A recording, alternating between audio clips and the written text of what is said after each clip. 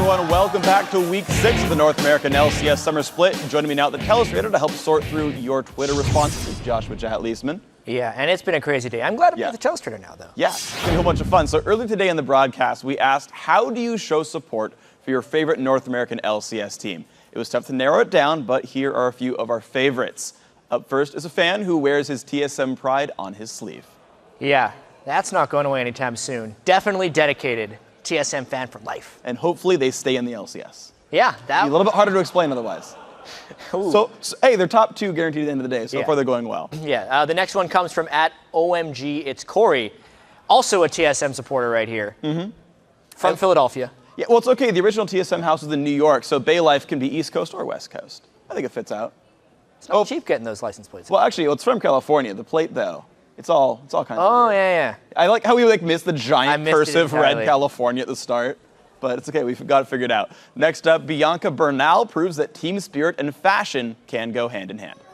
Yeah, that is difficult, I believe. Yeah. If I were someone to do nails, but yeah, not done the whole nails though. That's true. You should get at least 9 of them to be thematic. You can miss one, but that's it. So you got some work cut out for you, but it's okay. Yeah. Still pretty good. @AsXLim writes, supporting COG while serving tea at work. That is awesome. Yeah, COG shirt, COG barista. I think it's great. I always love running into people in real life, like at restaurants, whatever, who play League and recognize the players or anything like that. It's so fun. It's just great to see people outside the game as well. Next up, Afro Circus sent in a snapshot of him sporting a Dignitas hoodie while cheering on Kiwi Pie. Afro Circus helping Dignitas. Traitors. Yeah, a little bit of mixed loyalties right there. It's okay. It just means he likes all the teams. @LuxRixAddicts actually sent this picture showing her sweet support for TSM in the kitchen with a cake. It's a good cake. I would eat that cake. Yeah. Wonder if she would give to TSM. Would TSM eat that cake? I hope so. Yeah, I think so too. Yeah, see if it happens. And finally, we have @Erica Hendel putting her artistic skills to work. And look at that one. Damn. Yeah. That is more skilled than I am. Yeah, that is really cool. Is that charcoal? I'm pretty sure. I think it is. Yeah. Jeez. No matter what it is legit after all. Yeah. Of course, you can still join the fun by tweeting us @LOL Esports and using the hashtag LCS, because all the cool kids are doing it in peer pressure is a good thing. Now, as we throw it over to Riven Kobe to set the stage for our next match, Evil Geniuses say they still need a little more time to break in their new lineup. I think EG right now are getting used to their new players, Altic and Helios, so they have a lot of potential, but I think they're not that well coordinated right now. Sometimes their communication can be rough. We try to talk in English all the time when we're at the house, and just Korean when it's something really, really specific that he doesn't know how to say. Overall, it's improving quite a bit. Helios has a lot of experience, so he can guide the team and make them do great stuff. New players always mean new opportunities, and Evil Geniuses is definitely a team that can make that happen. We'll see if they can right now. We're on to our next game, EG versus Team Curse. Now, these are 2 teams that are both looking tougher than ever, and they have improved, but with how tight the competition is in the North American League right now, they just haven't improved enough to climb in the standings. They have taken games off some of the top teams, but they've struggled to find that consistency that everyone strives for.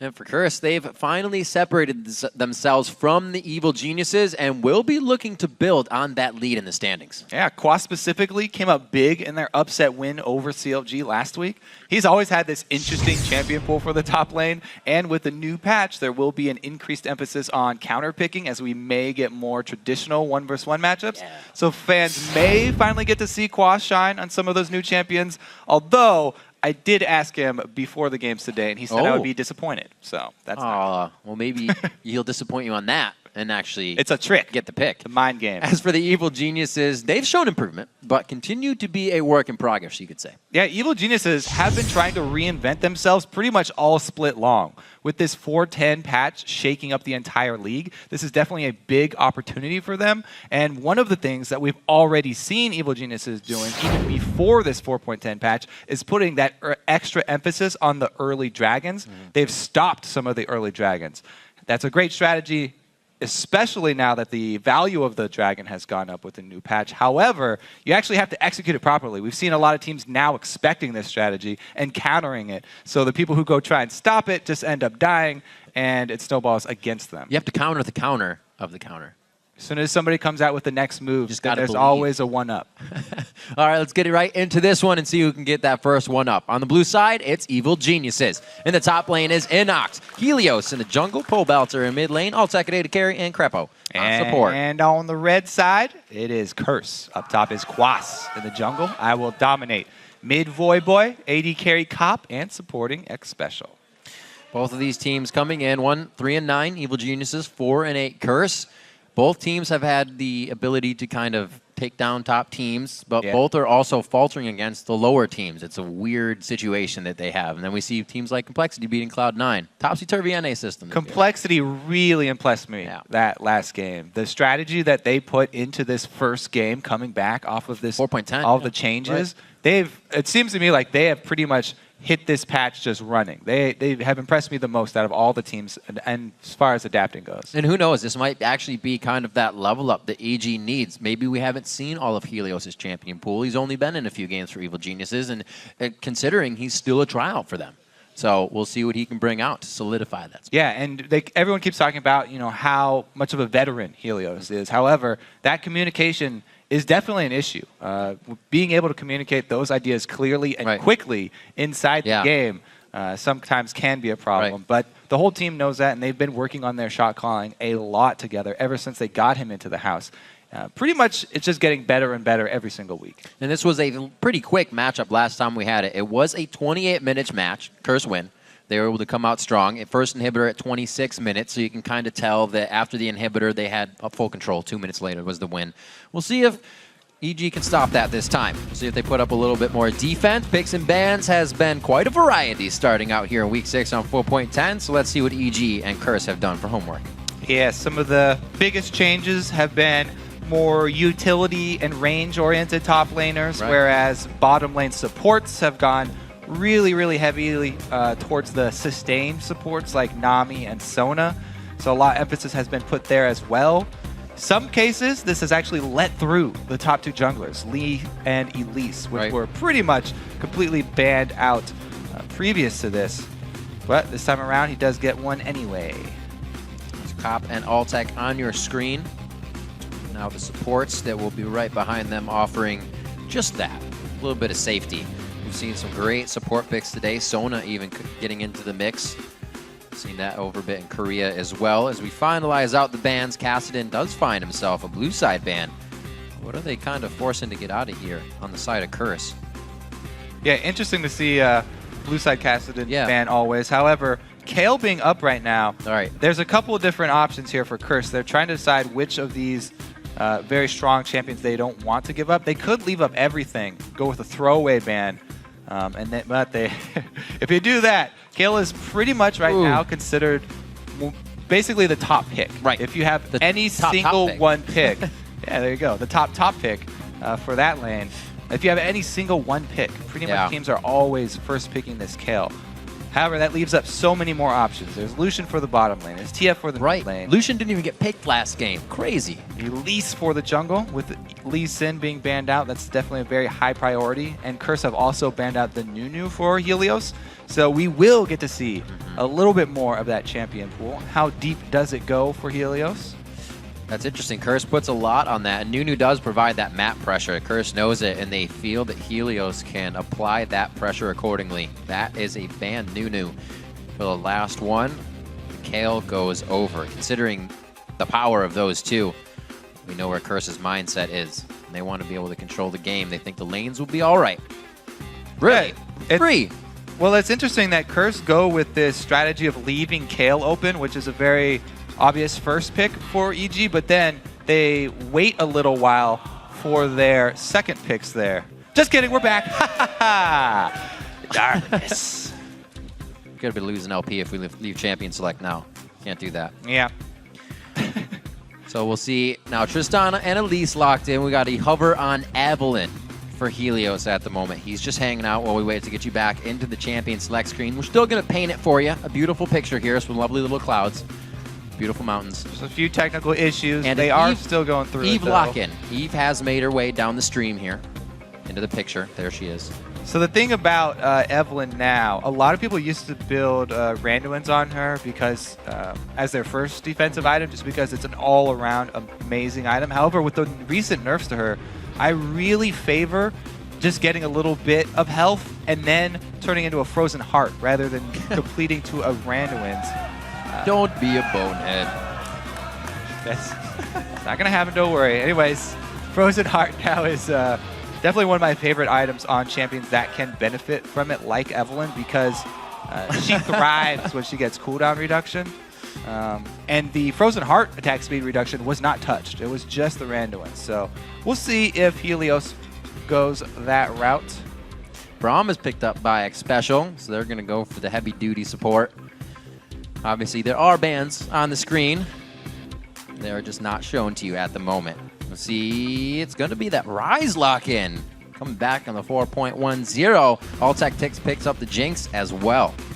Very interesting here. Void Boy is the final pick on that side. Interesting solo laners here for Evil Geniuses, because you're not quite sure which one is going to go top. I definitely put my money on Kale right now because she would have a pretty good advantage over Renekton, but same thing with Rise. If they're able to abuse that range early on, then they can actually do just fine against Renekton. And then it's all up to jungler intervention, because that's easily turned around. Any range champion, yes, if left alone, you have that advantage over the melee. However, the melee always has that kill potential, the pressure on you, especially if their jungler comes. That's where it turns dicey. I would like this Syndra pick, and he does lock it in. Liking that pick because it kind of makes the Kale focus on using her ult. Once that ult from Syndra goes off, you pretty much know you're dead. It's a call for the Kale ult right away, so you can kind of force that out. Yeah, the thing is, if Kale is not stunned, then it's fairly easy to react and shield that target. Right. Because the Syndra ultimate is not instantaneous. You can definitely react to it. You have plenty of time as long as you don't get CC. Yep. So we'll see how well Inox can react to those once they get to the team fight stage. But you don't jump straight to the team fight phase. We'll have to see first if they go to standard lanes, because that's going to be interesting. Braum, Tristana. I'm excited. Tristana's always had a different support. It actually has a lot of all-in potential, so... All the new for 4.10. While the team's loaded into the game, let's tabulate the votes over to lolesports.com. And right now, Curse is leading Evil Geniuses with a vote of 58%. But as always, you can continue to vote by sending your hashtag EGWin or CRSWin to @LOLesports. Just keep on tweeting those, and we will keep updating. That is correct. Check it out in the score screen down at the scoreboard, as well as the tweets throughout the game. So if you're tweeting kind of like, that was an awesome play, Helios is being a boss, Dominate's being a boss, that may show up, and you may be right on the stream with your name on Twitter. Social media is huge. And you get a lot of ads. Everybody wants tons to of be friends. on the... But the cool spot is being here if you make it to the studio. Yeah, get a ticket, join the studio audience. Yep. You get to see matches like we just had the previous two, especially for 4.10. You're here to meet the pros, talk to them about the newest things that they're trying, if they'll kind of give up what you want to hear. You know, we always try to get it out of them on the interview desk, but it's here or there. Sometimes they give us a little bit. Yeah, plus you can get them to sign your face if you want to. Absolutely. Right across the forehead. Doesn't cost a thing. Just bring a permanent marker. Loading onto the Rift, face-to-face. About to be a grueling matchup. Evil Geniuses versus Curse. Game 3 is locked and loaded. We are on to the Rift. Poro stash. Unless you have the opportunity to get yourself a Poro. Yeah, absolutely. All right, Sweeper coming out from both junglers. Sweeper starts. Interesting. We'll see if they do go for those jungle invades. That would signal some lane swaps here. We'll have to see what Curse want to do since EG have 2 ranged solo laners. Very interesting as I look around these champions played by Evil Geniuses. Pobelter, I'm not too surprised about. He last split had the most, or one of the most unique amount of champions played. But Alltech here in 4.10, the first time he's bringing out Jinx. So he's got something up his sleeve, and we know Alltech to be an out of the laning phase team fight killer, bringing his KDA up very high. Usually only dies a few times due to his positioning, so something to keep an eye on. But there's a lot to keep an eye on in this game with the picks we've had. Bit of a pressure start here. The Dark Binding hits, but Xpecial, he's big and he has a mustache. It's all right. Yep, there's Sweeper number 1. Curse do go through with the invade. Looks like they will claim this side of the map for their own. A lot of defensive wards going down. It was a good binding by Krepo. Doesn't get caught. Doesn't have to burn any summoner spells for himself. First time we'll really get to see what this utility/ability power top lane matchup will be like. We've kind of had all tanks going face to face today, but this has been the bird's the word. AP tops, what's going on? Well, let's see here, because Curse have actually claimed this side of the map. Usually indicates that their AD carry and support will go top for that swap. And then the question arises, what happens with this early dragon? Because Evil Geniuses have been the ones that have been trying to stop it, but they're the ones who actually have control of it for the beginning of this game. And it's up to Curse to actually make something happen. Usually it's been a roaming support to try and come deal with that early dragon, because it is worth more money. You don't want to just give it away. Well, see what they do. Like you said, worth more money if they can make some quick moves in the game. Because we had a pretty late dragon, I'd say, last game, but that also was attributed to the standard laning phase. A little bit of movement here onto either side of the jungle. We see that Helios is making his way in with Inox right now. The buddy system back in for 4.10 still. Yeah, and it's funny because, yes, Kale is an amazing top laner, but Kale is also used as a jungler fairly often. Yeah, so that's true. Definitely at home in this buddy system jungling style that has come up. Plus, she has great utility even if she doesn't get that early farm. Yes, you'd love to have your late game Kale, right, have the extra very high source of damage, but even if she has a slow start, as soon as he hits level 6, is going to have that very big impact as long as the timing is there for the ultimate. Doing a great job of keeping each other up in HP and kind of microing that damage back and forth. Could be towards the bottom lane, but yeah, we got pings towards the middle. Coming up on that 3-minute dragon here. So what is going to be the response from Curse? EG actually don't even try to start it up. A little walk down here, this adventure by Xpecial halfway down was enough to scare them off. But once he shows back in lane, they know that they have a tremendous advantage down on that bottom side of the map. So interesting from Krepo. Numbers definitely heavily in their favor. Krepo just back and forth through mid, soaking up experience. This is solo now for Altec in the bottom lane, shared by Cup and Xpecial. See how they use this. That could make, you know, Altec bigger if they try to go for Dragon, but he's not really the one that's diving in. Yeah, so far for Evil Geniuses, when they've been winning, Altec has been hard carrying for them. He has the highest KDA for any AD carry in the entire North American LCS. Yep, third most kills. He performs extremely well, and least deaths. That's where that KDA comes from. Yep. He performs extremely well in those team fights specifically. So they're very happy, actually, to have that trade. Jinx and Tristana both scale very well. It's not going to be too much of an issue there. But the real surprising thing is that Evil Geniuses haven't gone for that early dragon, even with Xpecial showing back up in the top lane. Now that he has left the top lane, Pobelter has to play a lot more safe, as you can see, hugging his turret, and this 3-man squad of Curse just wastes a lot of time there. Doesn't get anything done on him except zoning him away from creeps. So they will delay as well the scaling of the Rise, which is always what you want to do when facing him. Both teams have a bit of scaling, so they're happy to get to the late game. Cop will be there on Trist, Pobelter will be there on Rise. Not a push by the bottom lane or the top lane, so these AD carries are looking to farm for a while. Yeah, Evil Genius is playing extremely safe. They don't want to risk going for the early dragon because, yes, it's a great boost of gold and it will get you off to a really good start. However, it's definitely dangerous, and we've seen a lot of teams get caught out doing that. You pretty much have to juggle the aggro of the dragon back and forth so that you don't take damage from it this early on, because it does so much. They do pull the trigger here, timing it with the back of Syndra. This is where Evil Geniuses, they're still playing safe. Yeah. Now they have the confidence to go for this, even though they are messing up the aggro jungling a bit there.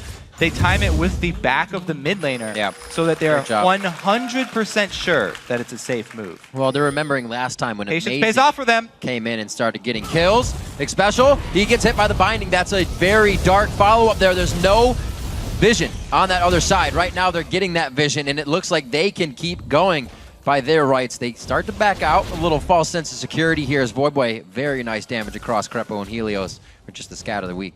Yeah, that was just a taste. of what Syndra can do to this team. Very nice And that grouping mid up lane, of that stun. However, 45 to 25. Evil Genius is finally pulling the trigger, you know, playing that safe and steady game here. Now they do get that boost. They'll have the timer. Both teams should actually have an estimation of the timer for the next dragon, though.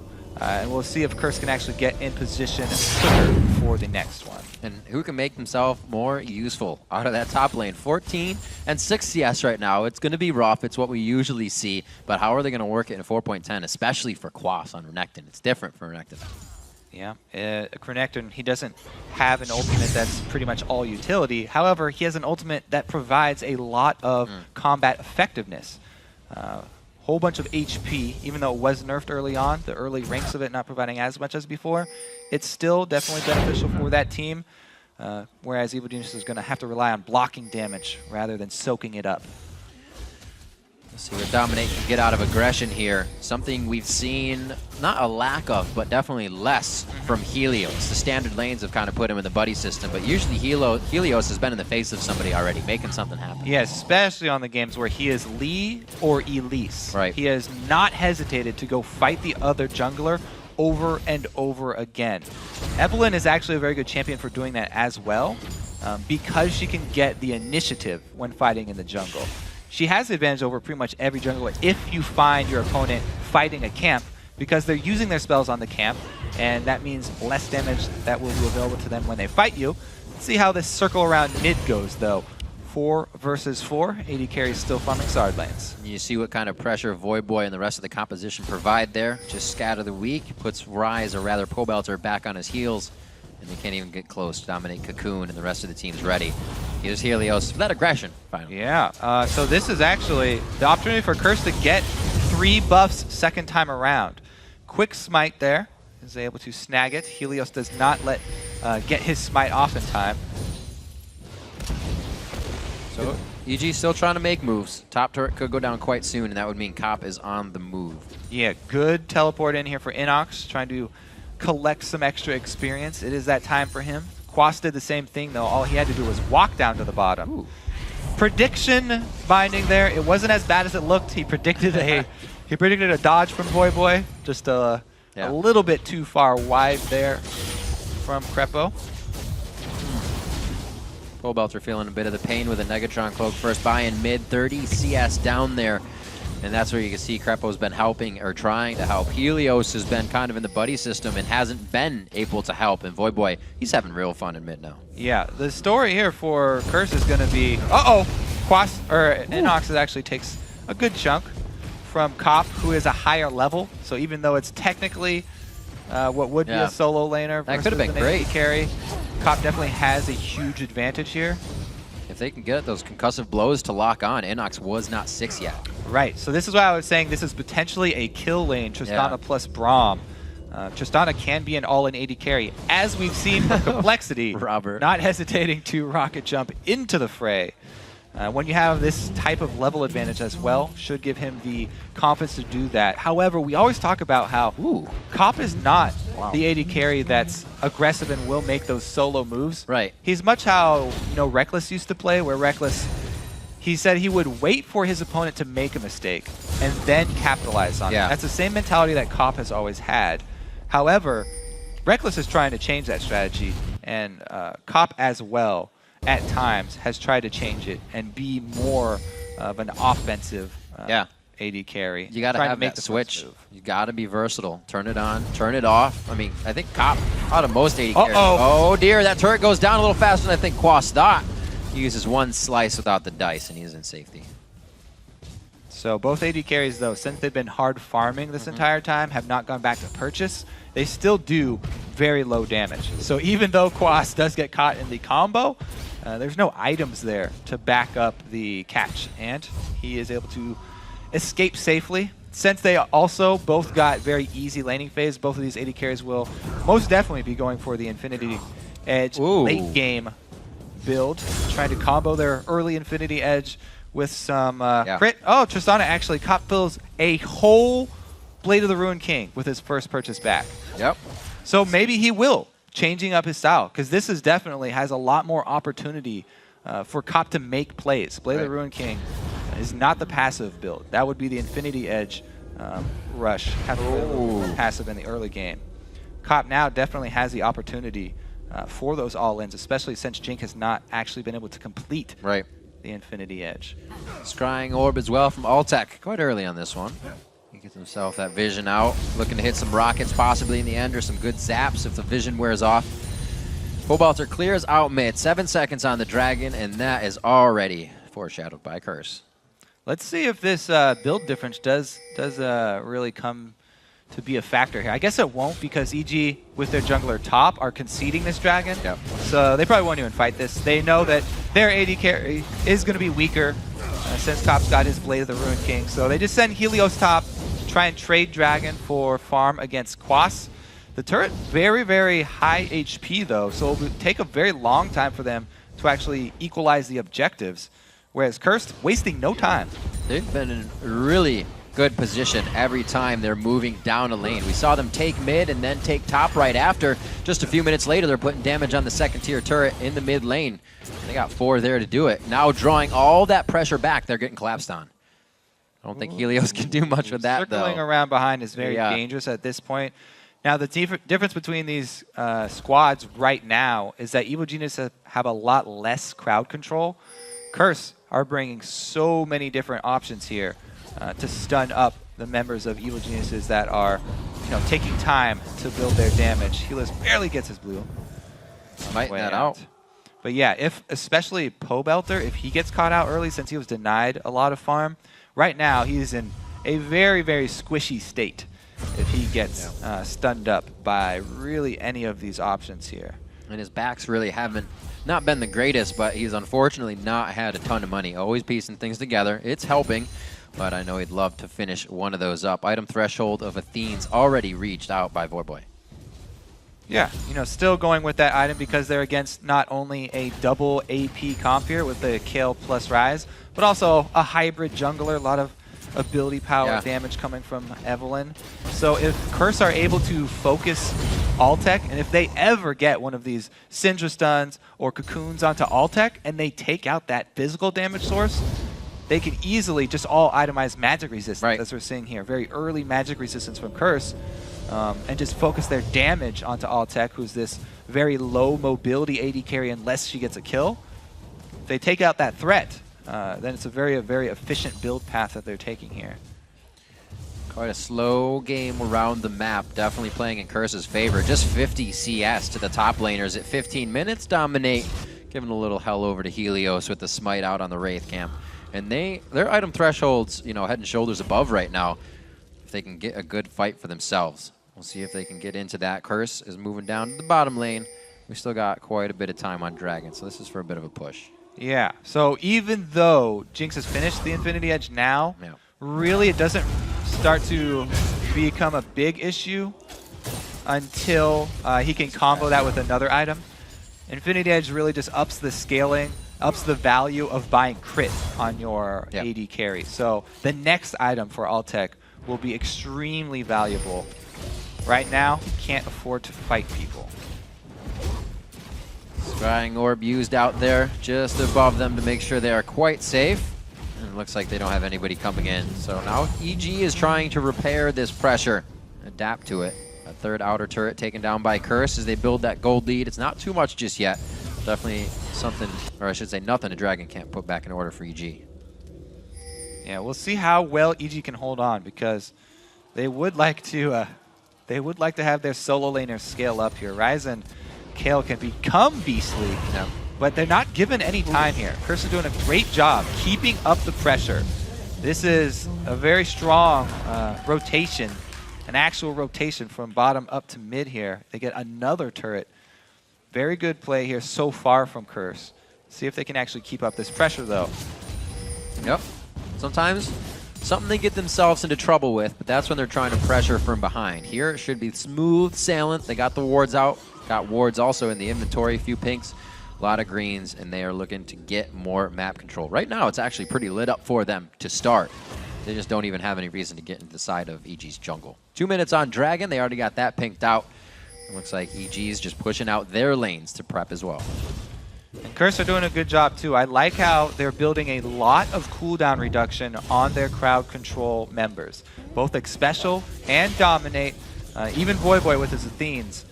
The more cooldown reduction, the more of these stuns that they can throw out, mean that they can lock down these really good scaling, but actually quite squishy in the early and mid game champions that Evil Geniuses are running.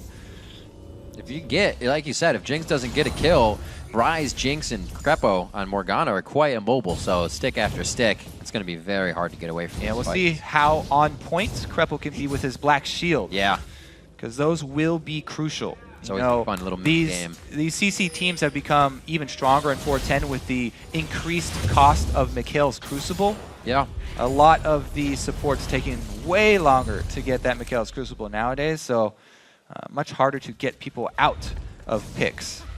And thus, the battle over vision has increased in importance as well, because that's the only way to avoid getting picked off nowadays. That was a good fight. That was a good back and forth. I definitely put their all into that one. We'll see. It looks like it may just be that Infinity Edge coming out after for Triss. Zerk grieves as well. Quaz buys a quick Banshees to get himself saved up. A little bit of Inox harass, keep this lane pushing and not be worried about getting knocked out. 10-9 in that lane. There's been Inox getting a little bit of the lead in CS, so you can see kind of how that plays out, but they didn't get matched up, so it's not really the truthful matchup. Kayla is actually very strong at split pushing as well, yeah. So Inox is going to be pretty happy with the situation of the game right now. See if this 4 seconds on Dragon. Looks like he's just going to walk down. They're going to try and burn the teleport of Quas since they were able to shove the lane so quickly with Kale's AoE. Take a quick advantage here. Good move with Cop on Dragon and a Blade of the Rune King. That thing should go down quite fast.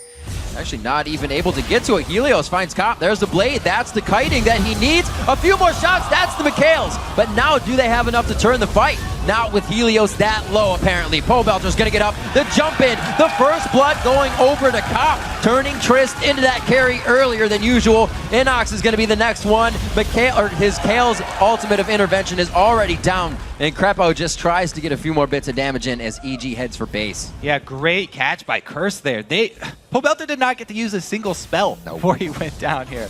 So, Cop, as we said, he comes up big with his Blade of the Rune King build.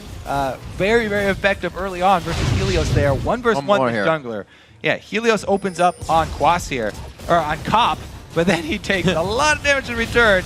What have I done? And then the Kale's huge mistake. The intervention's out. Yeah, intervention down just means we're going to stun you up with everything that we brought. And Cop does jump forward, playing aggressive on that Tristana.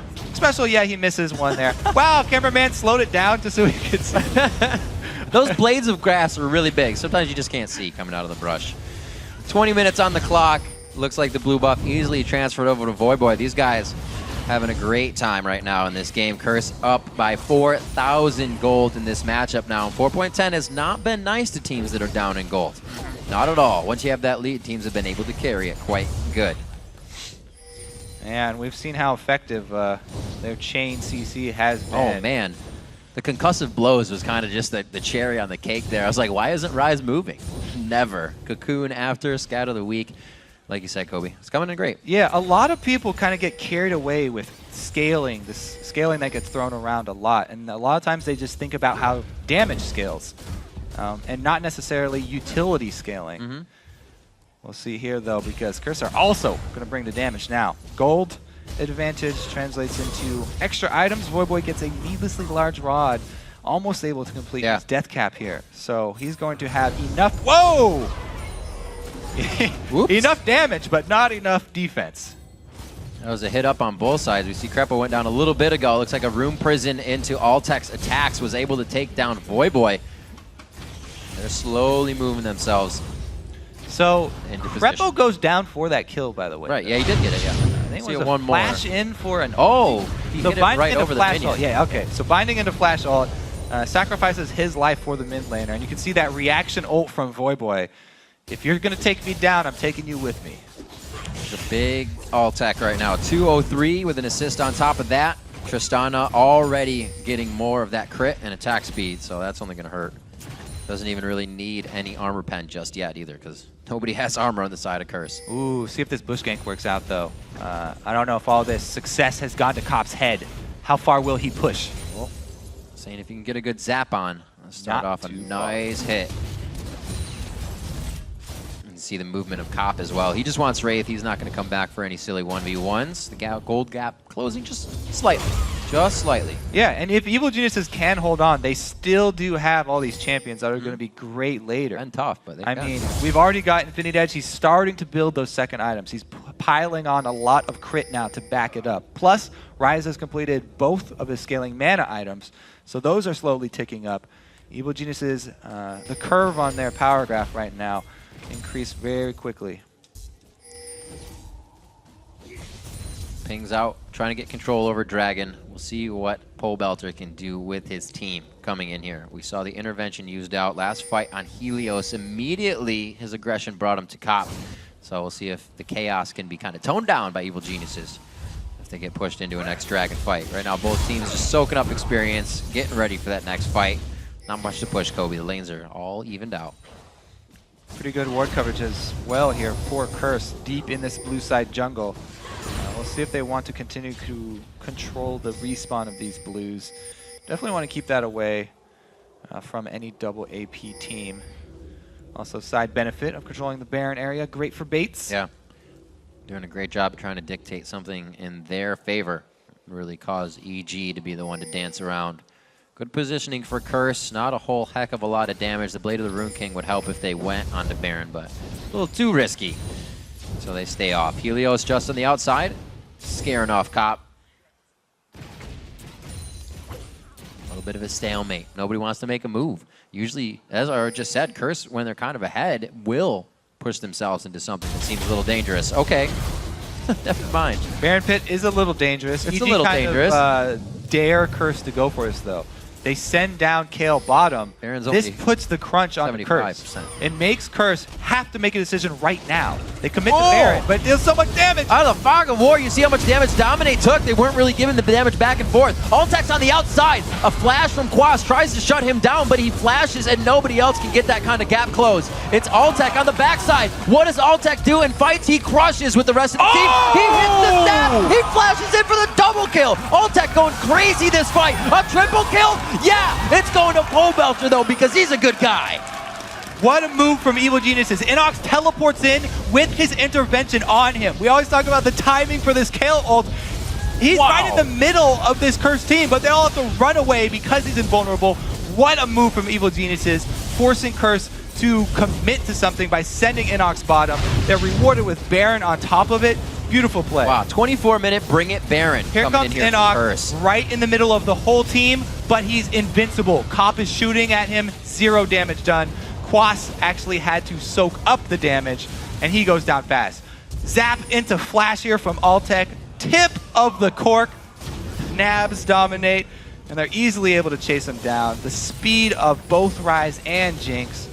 What a beautiful collapse from Evil Geniuses on that Baron. What a turnaround. Curse is trying to clean up the bits now, clear out the wards on their side of the map. Evil Geniuses, many items completed there. Looking to get the Seraph's Embrace up on Pole Belter quite soon. That Rod of Ages close to nearly stacked, if not already. Rod of Ages on Inox. A lot of burst and power grabbed up. You can see the Blade of the Rune King is going to be next for Altec as well. Yeah, he's stacking up some lifesteal now. Right. On top of his crit plus Infinity Edge, because he knows he is the target here for Curse. With Curse putting a lot of money into magic resistance defense here, they know that Altec is #1 target. And since he's very low mobility with Jinx, he's going to have some sort of survivability. He's going to rely on that lifesteal for now. Rest of Curse really need to start getting some kills if they can. Voidboy is the one to hold 2, and he's been quite a big focus. Also allowing Helios and Pole Belter within this last fight to get Negatron cloaks. Almost nullify the fact that he can zero them out. It'll still be a lot of damage, but EG is just getting themselves every little advantage possible as this game goes on. Pushed off of this, so Curse still has the siege stop potential. Yeah, and there is a bit of weight on Altec's shoulders right now. He knows that if he does not mess his positioning up, 2,000 gold, and he stays safe, then he can rely on Rise and Kale to just get out of control here. Their damage is going to go off the end of the deep end here pretty soon. They keep up the pressure with this Baron buff. See how much they can actually take with this purple buff advantage. All-Tech, good focus on the turret. EG with no problems getting another outer down, and all they have is top lane outer turret. They'll be right into the base. Very dominating game fight. Evil Geniuses here, seeing a lot of different things in 4.10.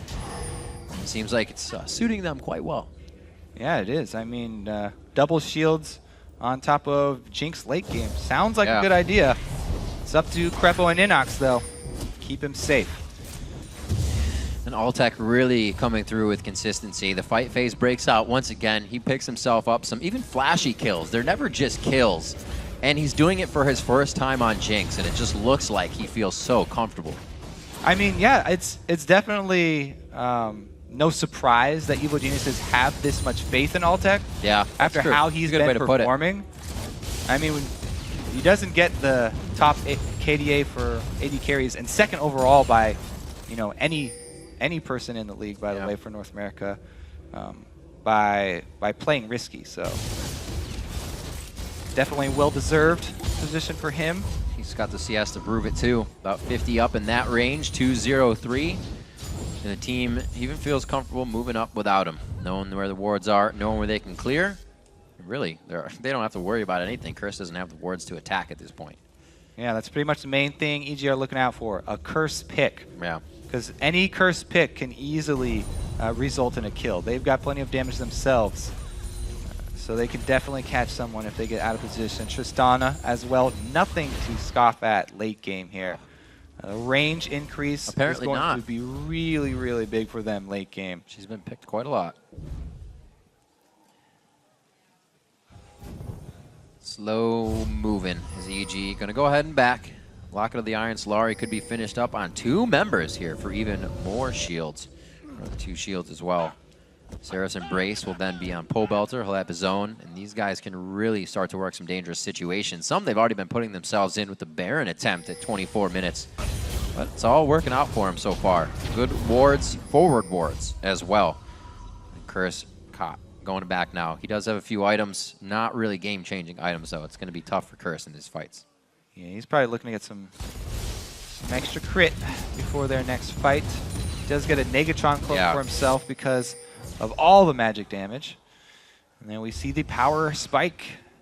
As we talked about, that really, really big Baron fight right there. That's what going for the Baron and losing out will do to you. Dominate and the rest of the team cleaning up what they can. So at least it's not Evil Geniuses. It's only making them bigger that they can farm every lane uncontested right now. And it's really just Curse holding their breath, hoping they don't get picked off inside their jungle. Yep, it's all that ward coverage. Evil Geniuses feel very, very confident right now. They don't have to shove in towards inhibitor turrets yet. A little bit too risky. All they have to do is just soak up all the extra money on the map that's available to them. Good stun by Voyboy, and chain onto All-Tech. All-Tech gets hit right out of that one quickly. They don't even use the Locket of the Iron Solari. No damage there. That, though, was very close. Yeah. Because you could see, if you miss time, don't get your shields off on All-Tech. If there was damage here from Curse, that would be disastrous for the EG team. Fortunate for him, he does have that Blade of the Rune King finish, so he can heal back up, and they give him the blue buff as well. Keep the chase on, keep the zaps coming. Keep the switches on his rocket as well. Yep. Slow moving from Pole Belter, pick up the blue. EG setting themselves up for a pretty nice push, or what should be coming up here. Voyboy, he fared well in mid lane, but he's not able to use any of that power with the amount of, you know, how far the other lanes fell behind. Yeah, I think it is looking pretty bad for Curse in general right now. You know, not even just Voyboy, because this late game Kale is a split pushing beast. Inox with teleport. He can shove a lane so fast, and he's so quick with the scaling move speed of his W since he's gone Rabadon's Death Cap instead of the Runon's Hurricane. He's extremely quick, as well as doing all this splash damage. Yeah, you can't even bring the party to him. So, yeah, Quas can't handle it. Even though Quas went all this early magic resistance, he's had to transition into a Randuin's because of the power of All-Tech. so he can't really handle Kale anymore. There's not much that Curse have to deal with a late game split pushing Kale who's already got the core 2 items. And it's going to be a very, very tricky maneuver for Curse to get back in this game. Dragon and Baron both up. Now it gets dangerous. Yeah. They are going to be forced to make a call for which objective they want to give up. Because they can't defend everything. They can't defend Kale and Baron at the same time. That split push already drawing Quas down, but the teleports are there. And they're slowly going to make their way towards the bottom side of the map as well, knowing that Curse not exactly going to be going for that Baron. Like you said, both the objectives are live. A turret just going down, or Dragon rather, going down along the top turret. Ooh, Altec getting some defenses now too. Red Elixir plus his Negatron Cloak. It's going to be hard to take him down even if they do catch him out. Takes a pretty easy Dragon for himself there. Extra gold here for EG, and the story gets worse and worse for Curse. This is kind of the situation Curse falls into. They even say it themselves. The calls kind of aren't followed. They'll make them, and they're unsure if you want to follow. Silence in the late game is chaos, and if a team falls into that, it gets quite hard. Right now, they're still remembering to ward, keeping the little things in mind, and now trying to prioritize getting a mistake out of Evil Geniuses, something they've been consistently not making this game. Yeah, and right now, they even have top lane pushing for them with just minions. So everything right now, perfect for Evil Geniuses. They get the Inox versus Quas matchup. That's easy for Inox to kite him with. They've got the top lane killing itself on the turret, and the opportunity to try and Baron bait here. Quite a different game from the first one we saw. Like I said, that was 28 minutes with Curse taking down the first inhibit 26. So after they were in the base, it was quite over. Really, EG can't crack the base open just yet. They're trying on the bottom side. A good push in middle. We'll see if Inox can pull Quas away. See if they can do it this time. And after last week, you know, last week was a game where Curse made a mid-game mistake, yet they still recovered from it. Right. Which is something that we hadn't seen from them in a long time. And it gave a lot of Curse fans hope. Good catch on Pobelter. They get the flash out. A nice soul shackle from Crepo is able to slow and lock down a few. Contact missing that one, but they get a nice shot and crit over to dominate. Turrets going down on the bottom side as well. Helios and Inox going to work there. And it looks like EG has finally broken the ice on Curse's base, and they're having fun. Yeah, even with Curse getting that pick, they lose a fan. Helios just walks away from this. Inox is saying, all right, let's fight. I got my intervention up. He's resigned himself to his fate here at the hands of... Whoa! No way! No way! Oh, so close. Special walks away.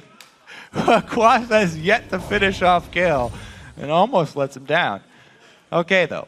We were about to make the point where, you know, last week, Curse were able to recover from one of those mid-game mistakes, but this time, the mid-game mistake of the Baron doesn't look like they can recover from it, just from the sheer power of giving away these picks. The Kale plus Ryze plus Jinx is just too much to deal with, even with a Tristana in your back pocket.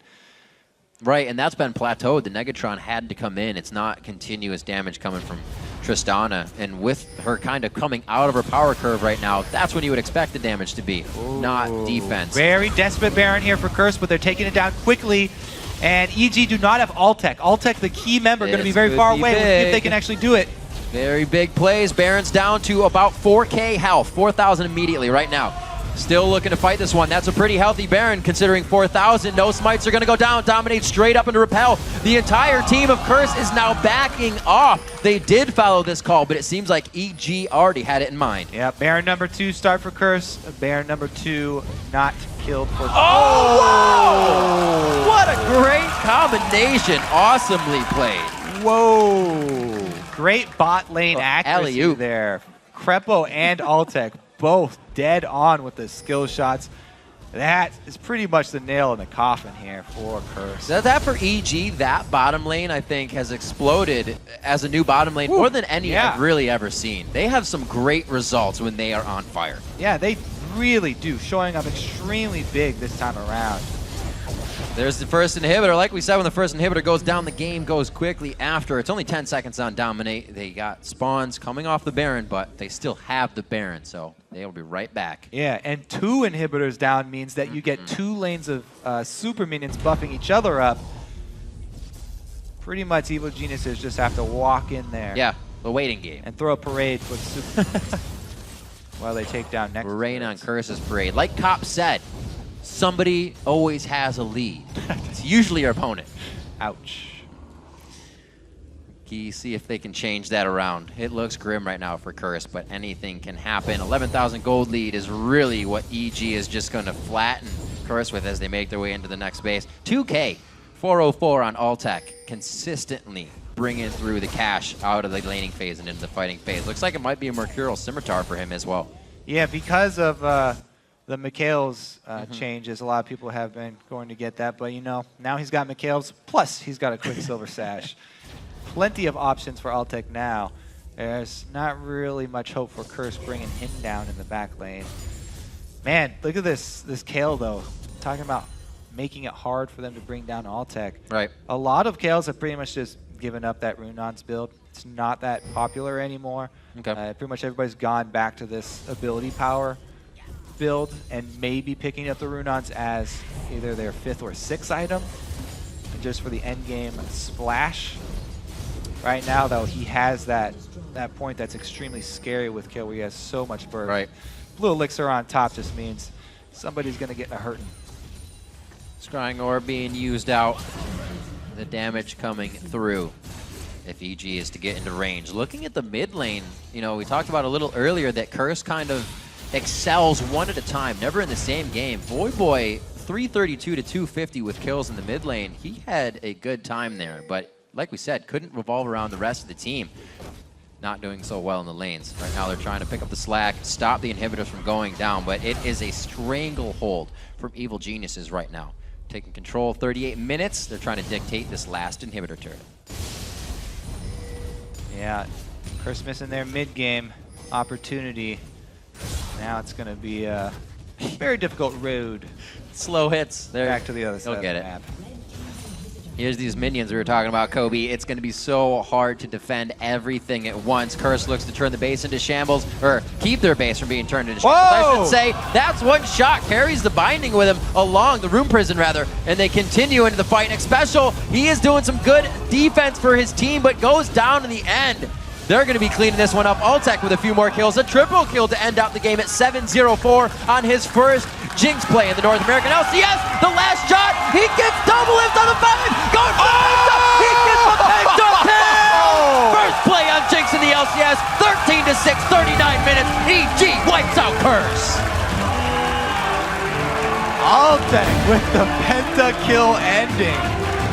Evil Geniuses coming out so strong here. They have wanted to separate themselves from this bottom 3 pack for a while now. Bringing in Helios, coming out with a very strong showing on 4.10. They're making a pretty good case for themselves so far here. A lot of teams that would make 2 changes during a season would be crushed, crumbling, trying to find a way to get the communication going. But with the change in AD carry and so far a tryout at jungle, things seem to be going the right way for Evil Geniuses. Definitely say that again. All members performing very well. Coming out very strong. Timely interventions from Inox, Black Shields and Bindings from Crepo. Good job by everybody so far. Curse, yeah, they're definitely gonna rethink that mid-game Baron there. It's a little bit rough for them. Kayle teleporting into the middle, invulnerable as soon as she arrives. Yeah. Very, very scary. Really great play. EG kind of dismantling the entire map. They were down, I believe, 2,000 gold at 1,400 almost, probably. And then they were really able to switch it around after that dragon fight. Hey, what happens when you get Altec a few kills? He goes off. He just goes off. New champion this game, unique pick on Jinx for him, and it just played out well. It's not even like Crepo felt uncomfortable in that lane. Yeah, that was Altec with just Infinity Edge, boosted up to Altec with Infinity Edge plus Static Shiv, and he just went crazy after he got that damage. And we actually didn't get the standard lanes this time. So things kind of faltered out for the top laners, and we saw how much more that hurt Renekton this time, how much it kind of gave Kale the upper hand, and then you can't do much when Kale's up like that. We saw Quas just getting pushed out in the split push. And EG played that early game very safe, too. Even though they had control of bottom, they waited until they saw the mid laner go back. They were completely sure that it would be a safe early dragon. Then they decided to take the money. And the early gold pool there helped them get through this early game that was going to be rough. And it was different of them a little bit as well in the form that Crepo was kind of all over. Altec was free farming bottom lane, and that's not going to do much before level 6. You're not going to get huge, but Cop was sharing that farm with Xpecial on the top, and they weren't having a free farm support roam mid, keeping pressure off, helping the team out in the jungle if invaded by Dominate. And impressed with Pobelter on Rise, handling that mid lane very safe as well. Yes, giving up a lot of CS early because of the pressure from Curse. However, he stayed relevant. He was just Rise in the late game. Was able to keep up in farm after the initial deficit early on and claw his way back into the game. Something 4.10 is kind of done, I think, is teams are closing it out when they have the lead, a little more being definitive. But like we said, once a team has that lead, 4.10 seems to be a little unruly, and it's a little harder to come back because you have that Kale in the top lane. If it's been picked, hard to come back on if Kale gets a lead. And EG worked that very well. Found their lead, found the win. Yeah, a lot of teams are saying, no way are we ever going to get Kale. Right, Very rare pick to see get through draft phase. And Evil Geniuses definitely punished Curse for letting that one through. So 4.10 has shown us quite a bit of Tristana coming back into play. Definitely been making a lot of different options wins, there. losses. Yeah, different options. Cop went the early play of the Ruin King, and it worked out well for them at that Dragon fight Static because he first. could easily handle Helios 1v1. It worked out. Small things in the favor of Curse, but then big things like the win in favor of EG. And for the straight story on EG's win, let's send it over to the guys at the analyst desk.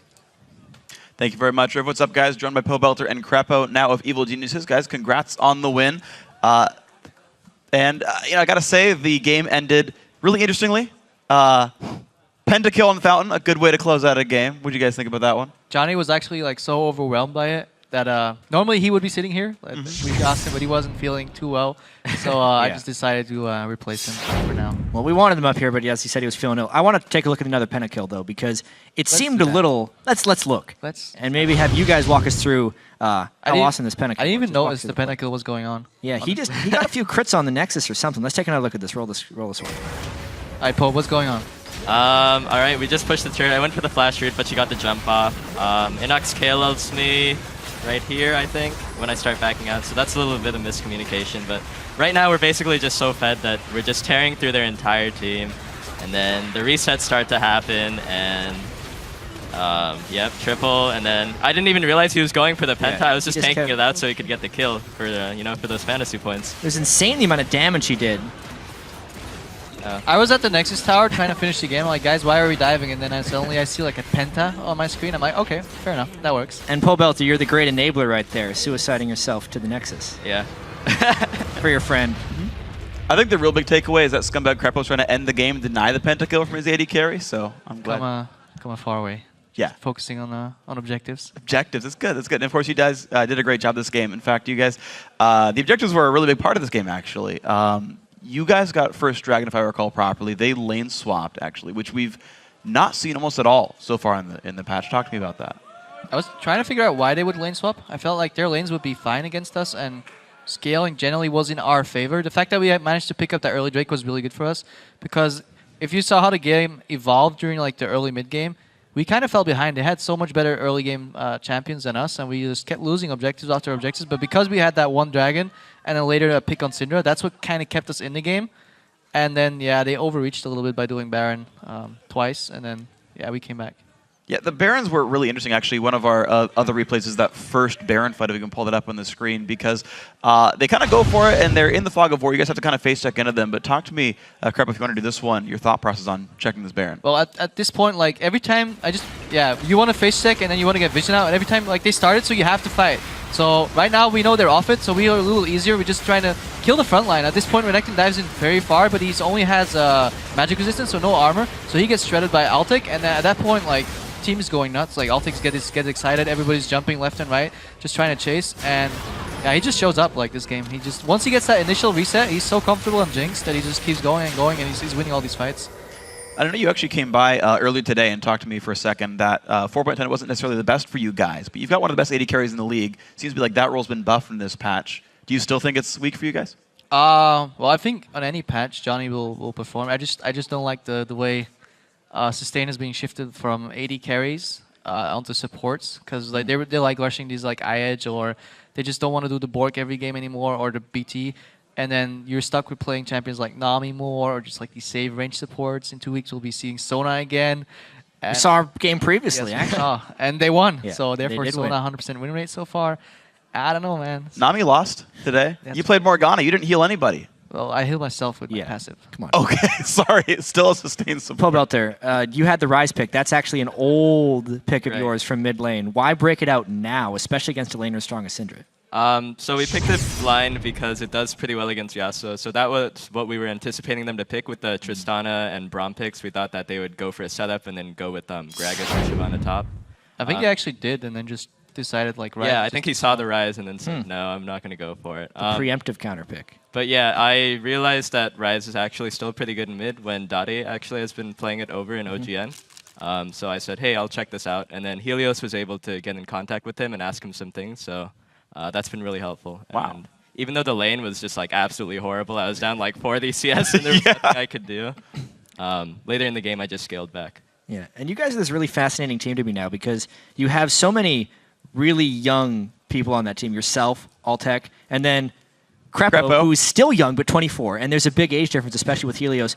How are you mixing in your personalities? Because you seem like all these kind of older veterans and then a lot of new guys, but it's starting to work. How's the personalities meshing? How are we mixing?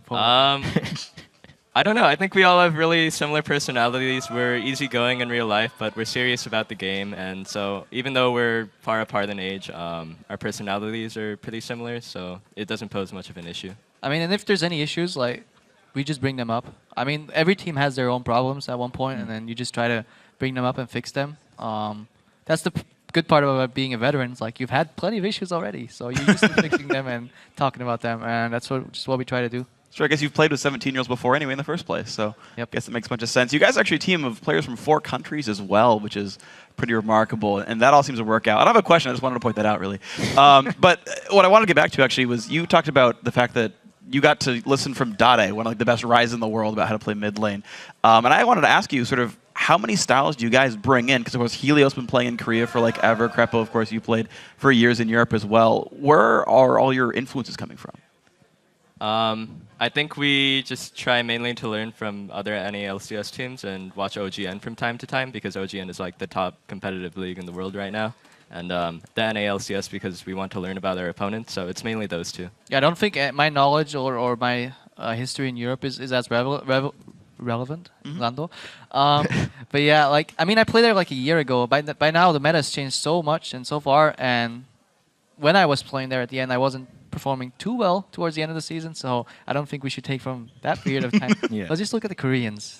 Full Facility style, Monocrystal. I mean, you guys are now 4-9, but with the victory brings you into a 3-way tie, actually. And I remember talking with you guys a little bit previously saying you really need to make a move to distinguish yourself from those teams. But with Complexity also getting the win against Cloud9, how much do you guys actually have to win to distinguish yourselves?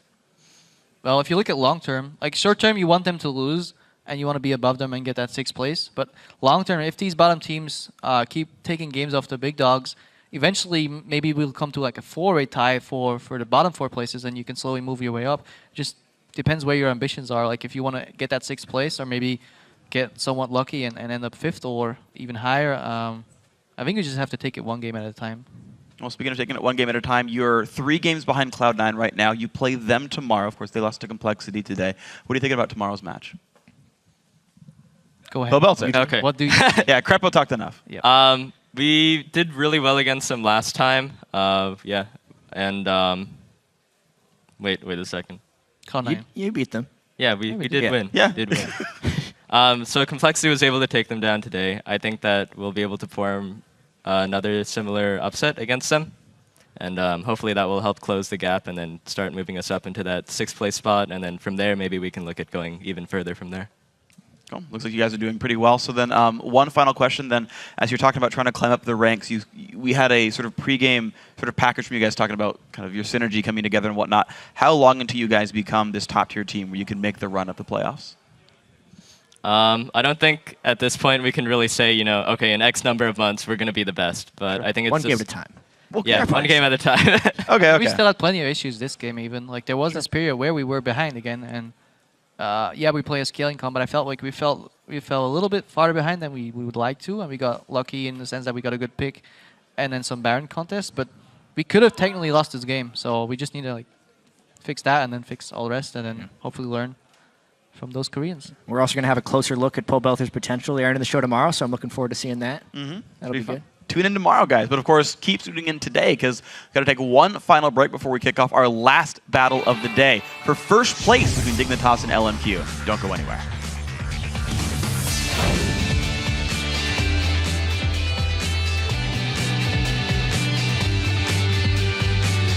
Cold, I hate cold. Oh. But you should cha-cha-cha-cha-cha. Cha-cha-cha-cha-cha-cha. Do-do-do-do. Do-do-do-do-do. It's Altec on the backside. What does Altec do in fights? He crushes with the rest of the team. He hits the stab. He flashes in for the double kill. Altec going crazy this fight. A triple kill? Yeah, it's going to Pobelter though because he's a good guy. Baron number 2 start for Curse. Baron number 2 not killed for. Oh! Wow! What a great combination. Keep their base from being turned into shields. I should say that's one shot carries the binding with him along the room prison rather, and they continue into the fight. Next special, he is doing some good defense for his team, but goes down in the end. They're going to be cleaning this one up. Altec with a few more kills. A triple kill to end out the game at 7-0-4 on his first Jinx play in the North American LCS. The last shot, he gets double lift on the 5. Going for the